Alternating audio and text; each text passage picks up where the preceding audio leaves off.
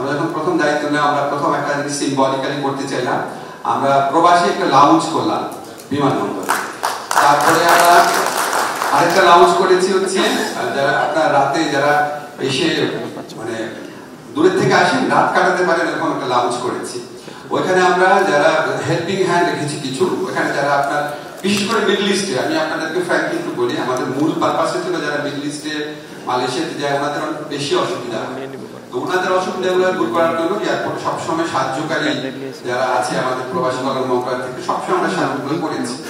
আমরা যখন প্রবাসী লাউঞ্জটা করেছি আপনারা দেখবেন, এই লাউঞ্জটা এত সুন্দর হয়েছিল যে প্রথম কয়েকদিন আমি ওখানে গিয়ে খুব হতাশ হতাম, এখানে বিদেশিরা বসে আছে, আমাদের মধ্যপ্রাচ্যগামী যারা শ্রমিক আছে ওরা বসতেই ইজি ফিল করছেন না। তো সেটা বিদেশিদের তাড়ানোর জন্য এবং আমাদের প্রবাসী ভাই বোনদের ওখানে ঢোকানোর জন্য অনেকগুলো মেকানিজম করা হয়েছে, এখন ওনারা বসছেন ওখানে। আমরা মূলত প্রচেষ্টা ছিল মিডল ইস্টে, মালয়েশিয়াতে, সমস্ত দেশে বা থাইল্যান্ডে যে আমাদের যারা প্রবাসী আপনার ওয়েজাররা যান, যারা আপনার রেমিটেন্স পাঠান, ওনাদের স্ট্রাগলটা আপনাদের চেয়ে একটু বেশি কোথায়, ওনাদের দিকে কনসেন্ট্রেট করেছি।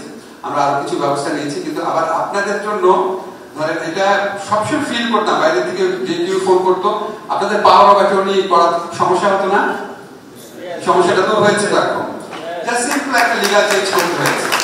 এখন আপনার পুরানা যদি পাসপোর্ট থাকে পুরানা ডকুমেন্টের ভিত্তিতেও করতে পারছেন। তারপর আমরা যে আপনার ওয়েজার বন্ডের একটা কেনার যে সীমা রেখা ছিল সেটা আপনার তুলে ফেলেছি।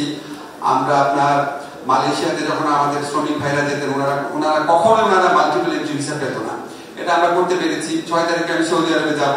বাংলাদেশের ইতিহাসে প্রথমবারের মতো সৌদি আরবের সাথে বাংলাদেশের একটা এমপ্লয়মেন্ট উপর এগ্রিমেন্ট হবে। আমি কথা বললাম, এটা কিন্তু মানে আমার একটা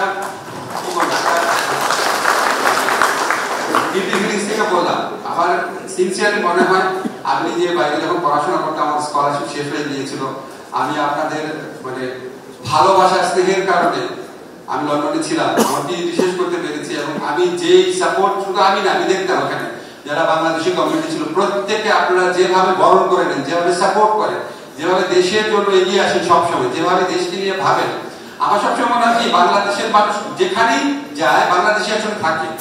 মাঝে মাঝে একটু কষ্ট লাগে যে আপনারা কেন আওয়ামী লীগ, বিএনপি বা বাঞ্ছারামপুর থানা এটা কেন নিয়োগে বা লন্ডনে করবেন, আপনারা কেন মেইন স্ট্রিম পলিটিক্সে ঢুকবেন, এটা মনে হয়। কিন্তু এটার পেছনে যে ভালোবাসাটা দেশের প্রতি, এটা অভিভূত করে আমাকে।